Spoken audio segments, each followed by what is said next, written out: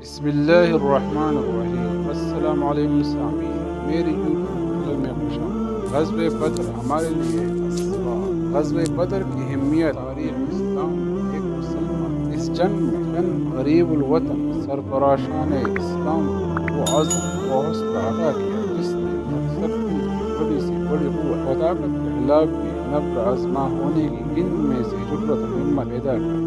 حضور سید عالم صلی اللہ علیہ وآلہ وسلم اصحاب کرام رضی اللہ تعالیٰ عنہ نے جب ہجرت مدینہ فرمائی تو قریش مکہ نے اسی وقت سے ہی مدینہ طیبہ پر حملے کی تیاری شروع کر دی تھی۔ کفار کے انہی عزائم کے نتیجے میں غزوہ بدر اسلام کا پہلا اور عظیم الشان معرکہ آیا۔ اس غزوے میں حضور نبی کریم صلی اللہ علیہ وسلم اپنے 313 یعنی 60 ساتھیوں کے ساتھ مدینہ منورہ سے روانہ ہوئے۔ 17 رمضان المبارک جمعۃ المبارک جنگ بدر کی ابتدا ہوئی۔ بدر ایک گاؤں کا نام ہے جو مدینہ طیبہ سے تقریباً 80 میل کے فاصلے پر ہے۔ یہاں پانی کے چند ہوئے ہونے کی وجہ سے ملک شام سے آنے والے قافلے اس مقام پر ٹھہرا کرتے۔ مورخین نے اس معرکے کو غزوہ بدر الکبریہ اور غزوہ بدر النظیم لکھا ہے، لیکن اللہ تبارک و تعالیٰ نے قرآن مجید میں اس معرکے کو یوم الفرقان یعنی حق و باطل کے درمیان فرق کرنے والا دن کے نام سے تعبیر فرمائی ہے۔ یعنی یہ وہ دن ہے جب حق و باطل،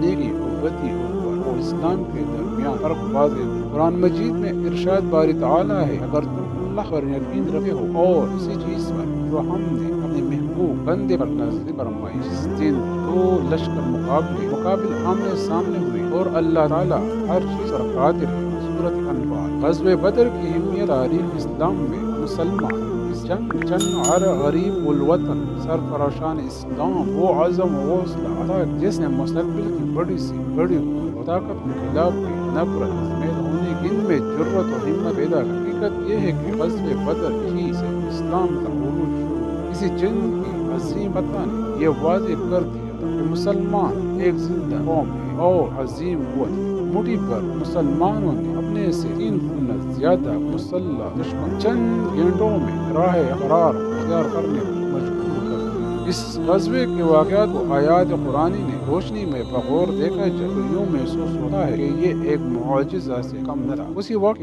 معجزہ حالات گواہ ہے کہ اس عظیم واقعے کے بعد لوگوں کو اسلام کی حقانیت اور صداقت اور پیغام رشد ہدایت پر کامل یقین آ گیا اور لوگ دور دراز اسلام قبول کر لے۔ اب ہم حالات حاضرہ کے تناظر میں اس بات کا جائزہ لیتے ہیں کہ اس عظیم معرکے میں باعثیت مسلمان افراد اجتماعی زندگی کے لیے کیا اسباق وشیدہ ہے۔ آج بھی مسلمان اس بدر کے اسباق و عوامل کو اپنے نشانہ ثانی کا سفر شروع کر سکے۔ پہلا سبق ہمیں مساوات کا ملتا ہے۔ مدینہ طیبہ سے روانگی کے وقت 70 یا 80 اونٹوں کا قافلہ تھا۔ یہ ضبط طے ہوا کہ ہر 3 افراد باری باری ایک منزل تک اونٹ پر سواری ہو۔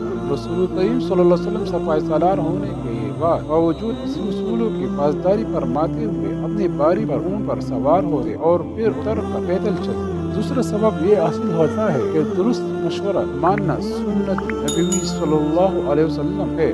مشیر عمر یا رتبے میں کمزور ہی نہ ہو، حضور اکرم صلی اللہ علیہ وسلم نے جنگ کے لیے ایک جگہ منتخب فرمائی، لیکن حضرت عناب بن منذر رضی اللہ عنہ نے عرض کیا کہ یا رسول اللہ صلی اللہ علیہ وسلم، جنگ کے لیے دوسری جگہ زیادہ موضوع ہے جہاں کنویں اور چشمے موجود ہیں۔ آپ علیہ السلام فوراً اس کے مشورے کو شرف قبولیت سے نواز دیا۔ بندہ مومن مشکل وقت میں اللہ ہی کی بارگاہ میں جھکتا ہے اور اسی سے دعائیں کرتا ہے۔ اس غزوے کے دوران حدیث میں نبی کریم صلی اللہ علیہ وسلم کی 10 دعائیں مذکورہ ہیں جو آپ مختلف موقعوں پر کرتے رہے، جنہیں اللہ کریم نے شرف قبول عطا کیا اور کامرانی سے نوازا۔ اس میں ایک سبق اللہ تعالیٰ پر توکل اور بھروسہ ہے۔ مسلمانوں کے پاس 2 گھوڑے تھے، 80 اونٹ اور 8 تلواریں تھیں، جبکہ مد مقابل لشکر تعداد میں 3 گنا زائد اور اسلحے سے لیس۔ ان کے پاس 2 گھوڑے، 6 ضربے، 8 شمشیریں بدلنے آئے تھے۔ یہ لوگ چند دنیا بھر کے تیرے۔ ان کے باوجود حضور صلی اللہ علیہ وسلم قیادت میں اہل ایمان اللہ کے بھروسے پر اللہ کی دین کی سربلندی کے خاطر میدان عمل میں اتر پڑے۔ اقبال بقول کافر ہے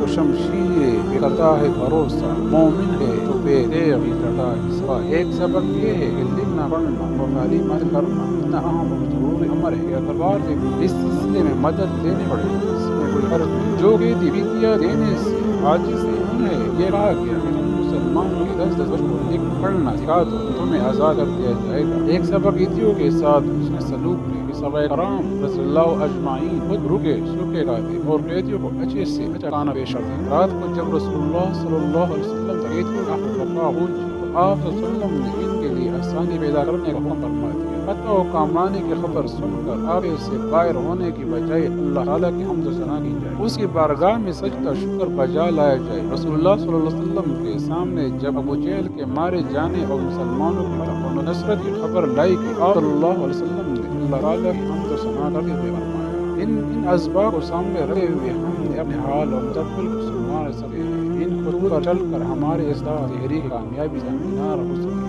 اور اسلام کا اب پیغام غیر مسلم تک پہنچ سکتا ہے۔ شرط یہ ہے کہ ہم صدق دل سے رسول کریم صلی اللہ علیہ وسلم کے حسن مبارک کو فرض جان لے بنا لے۔ فضائے بدر پیدا کر فرشتے تیری نصرت اتر سکے ہیں گردوں سے قطار اندر قطار بھی۔ والسلام۔ اگر مجھ سے کوئی غلطی ہو سائمین تو معافی چاہتا ہوں، شکریہ۔